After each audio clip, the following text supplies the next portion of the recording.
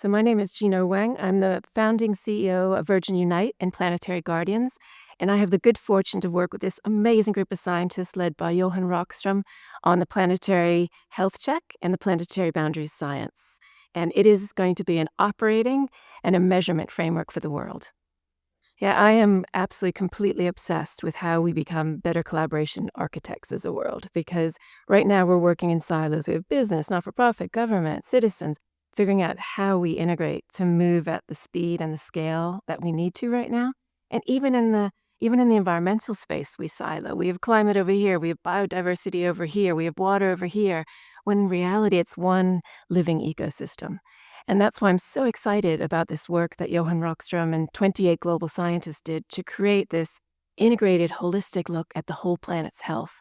And so there's 9 boundaries that we need to stay within a safe operating space so that we don't cause catastrophic and irreversible damage to the planet. And right now, 6 out of those 9 boundaries we've already breached.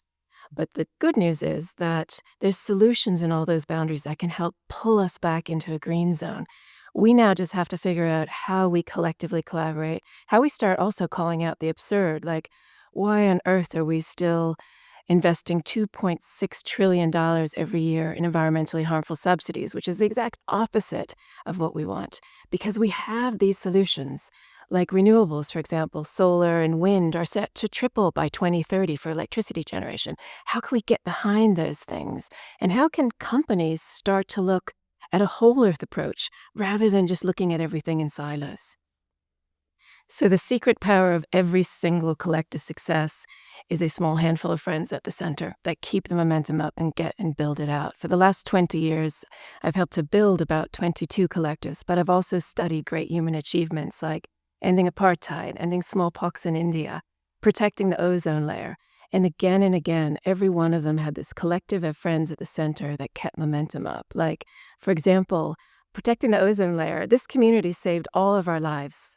Humanity would have collapsed if they had not acted. And it all started with 2 incredible scientists, Sherwood Rowland and Mario Molina, who discovered that CFCs at the time, which were in everything, hairspray, deodorant, refrigerators, were destroying the ozone layer. And they felt so passionate about this looming disaster that they immediately published an article in Nature magazine. And they got hammered by the $8 billion CFC industry. They got hammered by their peers, students. But the way they kept on going is because they had each other deep in friendship. And then, over the next decade, this group built out to this extraordinary collective of people that came across all kinds of differences. You had Mustafa Tolba, a fiery Egyptian diplomat, who was the lead architect of the Montreal Protocol. You had Stephen O. Anderson from Logan, Utah, who was the one that helped get businesses to phase out CFCs. And then they also brought in 2 highly unlikely environmentalists, Margaret Thatcher and Ronald Reagan, who, if it wasn't for them, we would not have the Montreal Protocol. And we've seen this again and again in the collectives that we've studied, where they have 3 things in common. They have deep connections with each other to keep momentum up, have each other's back, be perpetual tailwinds. They have an intoxicating purpose and vision, like for this group, it was closing the ozone hole. And then they have this unstoppable bonfire of urgency in their belly where they never stop. They just keep on going. And that community that I just talked about is still going 30 years later right now. Yeah, and one thing I'm really excited right now is this Planetary Health Check shows clearly that we have at this red line of risk right now, that if we cross over it, we will damage the planet. So I feel like that is a moment of urgency. And this amazing young climate activist, Shia Bastida, at the launch of this Planetary Health Check, stood up and she said, I want today to be the day that I look back on in 50 years, and I know that this was the day that humanity realized the urgency. This was the moment, the red alert, where we changed course. So I think things like that are super important. But as important are the personal moments, that thing in your gut. Like all of us have a moment where nature loved us into being. We can all remember that moment. Like for me, that was watching these extraordinary horseshoe crabs, scuttling around the beach, in Boston. And, later on in my life, realizing that that horseshoe crab, actually, its blue blood saved all of our lives because they use that blue blood for anything that gets injected into our bodies. Yet we're killing them. So for me, like that story of those horseshoe crabs that was deeply personal to me as a little girl growing up became something where I couldn't comprehend how this creature was saving our lives, and we were killing it to extract the blue bud to make money to sell to pharmaceutical companies, et cetera, to do tests. And we're decimating those horseshoe crabs. So for me, it's this kind of discombobulating feeling around how we're killing the very systems and creatures that are keeping us alive and that bring wonder and magic into our lives.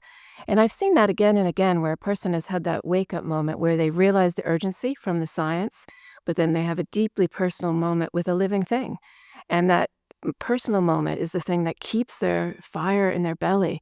Or they see their child and they realize that their child may never see what they have seen in this world, the wonders, the extraordinary world that we are so blessed to live in. And then knowing that that small child may never get to experience that because of our selfishness and because we become so hyper-individualistic that we're not able to see outside ourselves and see that we are part of this incredible living ecosystem. We're not separate from it. Huge opportunity. And first, I should say that the science is clear that we're on red alert, but the science is also clear that we have 5 years left. So we have this opportunity, this window of opportunity to act. And technology and AI and Earth observation data is such an important part of this. Like with the Planetary Health Check, Johan Rockström and this growing team of scientists, they're using Earth observation data, they're using all kinds of data sources so that we can understand the health of the planet and understand where we need to act.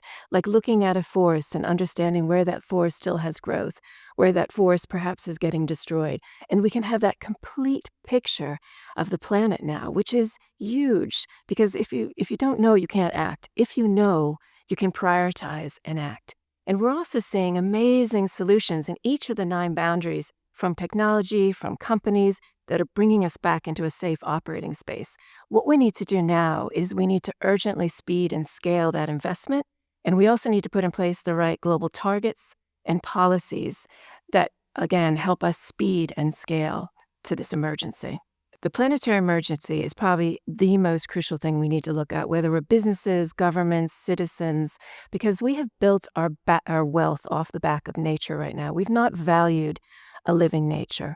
And if we don't start valuing that living nature and changing our financial structures, changing, again, our governance structures, we won't have that living nature to build future wealth off, to build our companies on. So this is not a nice to have for companies anymore. This is an essential. This is an existential threat to companies, to governments. But the good news is they can use things like this Planetary Boundaries science framework to really understand where are the risks to their company, where are the challenges, to help them make decisions. And the good news is that often if you pivot and you do something that's positive for the planet, it's actually good for your bottom line as well. And there's some exciting new tools that Systemic and other companies are building that allow you to make those decisions. Like if you change your supply chain, what impact is that going to have on all the 9 boundaries? But what impact is that also going to have on your bottom line?